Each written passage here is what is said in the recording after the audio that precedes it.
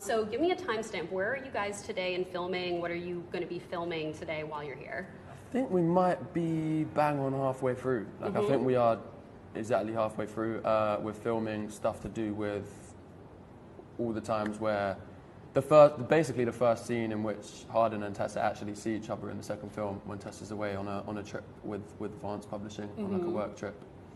Okay, so I mean, when it was announced that Roger Kumble was directing this one, Cruel Intentions is legit my favorite movie of all time. No way. I know everyone says that, but I'm like, no, like it is my favorite movie. So I was curious, did you pull any? I don't know if you've seen the movie, but have you seen the movie? I saw the movie. Okay. I obviously knew a lot about it, and I saw it after I realized he was directing. But Okay. there were a lot of.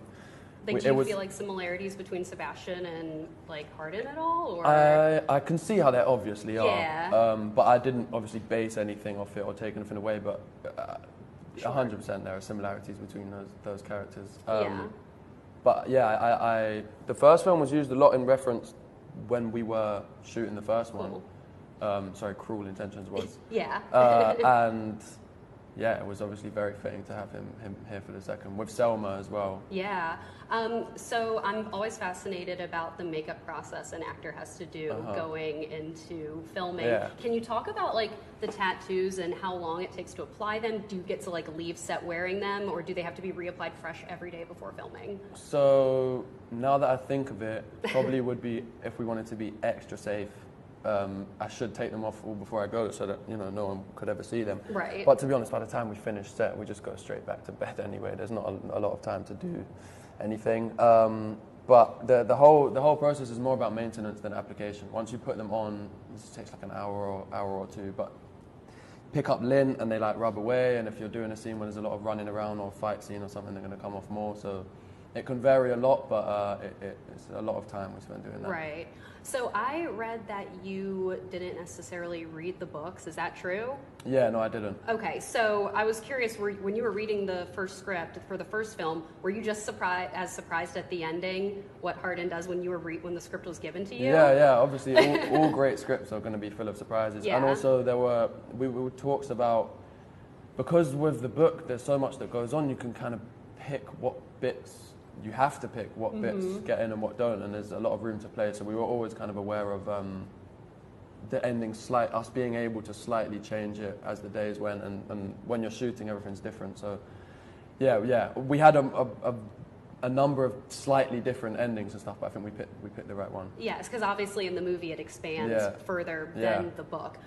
So obviously with the events ending of the first movie, Tessa and Hardin are in this extremely emotional place. I'm just curious, when you're filming with Josephine and after those especially like intense scenes, when Roger yells cut, do you have to like take a moment to like get back into yourself, or like how do you what's your downtime like after those emotional scenes? I would say, especially obviously the emotional scenes are more so like this, take more getting. If you're on a wide shot just walking, you don't, you know, it's not as much as intense and as much of a process.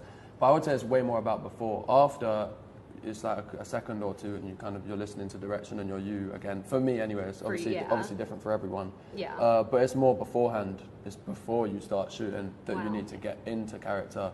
And then coming back into yourself is probably more seamless. Right. So after like the major success of the first film and like winning 3 Teen Choice Awards, which was like pretty massive, I don't know if that was like a surprise to you guys, but all the fans were like, yes!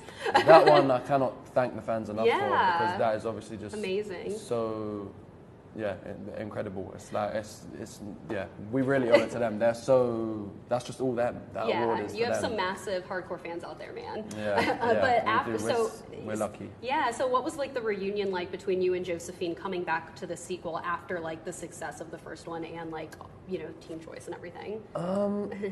I think obviously like me, Anna and Joe were promoting a lot in between, and then went back about our lives and come back again, and I felt with the same crew, same location, same everything, we come back and just kind of, it's just like round 2, ready to go again, and this time it's just quicker and easier because we all know each other already. Sure, yeah. But obviously we were all happy to be back and do it again. Obviously, Wuthering Heights is an important book for Tessa and Hardin. What's that one book that's super important to you? I really don't, and I should have a book like that, but I don't really have a specific favorite. I remember reading Curious Incident of the Dog in the Nighttime when I was young. I remember my dad read it to me and then I reread it later. And that was really interesting to me. But I don't know why I've never like attached to reading. I grow older and I literally said to Candice, who plays Kimberly, we were talking about a good book to just get back into reading one. She said she hadn't for a while and read The Alchemist. And said that really got her back into reading. So I'm gonna give that a go. Yeah, I recently just read this book called Where the Crawdads Sing. It was like on Reese Witherspoon's book club, and it was so good. I think she's like co-producing the movie.